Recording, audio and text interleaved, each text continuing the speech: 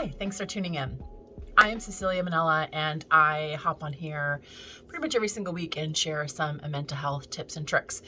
This week, I want to share with you all things journaling. So, if you know me, you know I'm a big advocate and fan of journaling. I'm talking about it all the time. If you don't know me, then I'm happy to talk to you about journaling. So, journaling is a fantastic tool for processing and figuring things out in your life. It's the cheapest and quickest way to get deeper within yourself. And there's a bit of a way to do it. When we talk about journaling, we often think, Dear Diary kind of way of writing, where when we were teenagers and writing in a diary, and that's not really the type of journaling we're talking about here. So therapeutic journaling has a approach that's a little bit deeper than just documenting your day.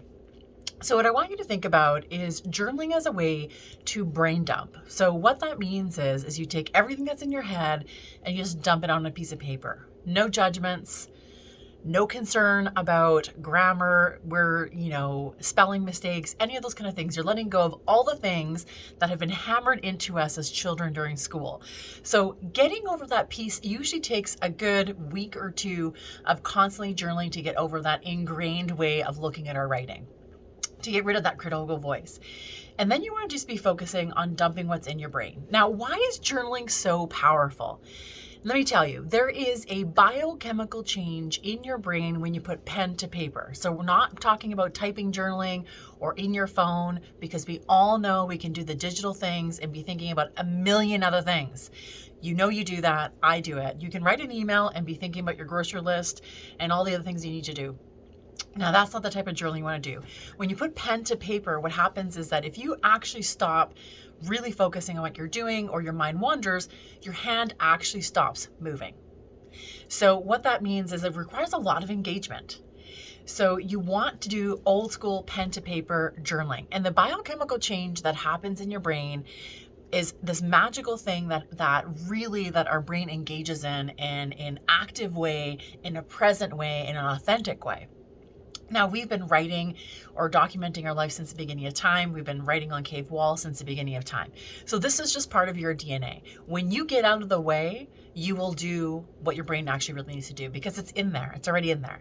So the change that happens that's really powerful around processing, especially around therapeutic journaling and the brain dumping way, is that you're thinking the thoughts, which is one process. And then you're having to write the thoughts that you're thinking, which is a second piece of the process. And the third piece is that you're reading what you're writing. So it creates this feedback loop in your mind, in your heart, in your soul, of all the things that you're thinking about, all the things that you're feeling, which is this really magical therapeutic way of coming into contact with your own thoughts and feelings in a deeper way.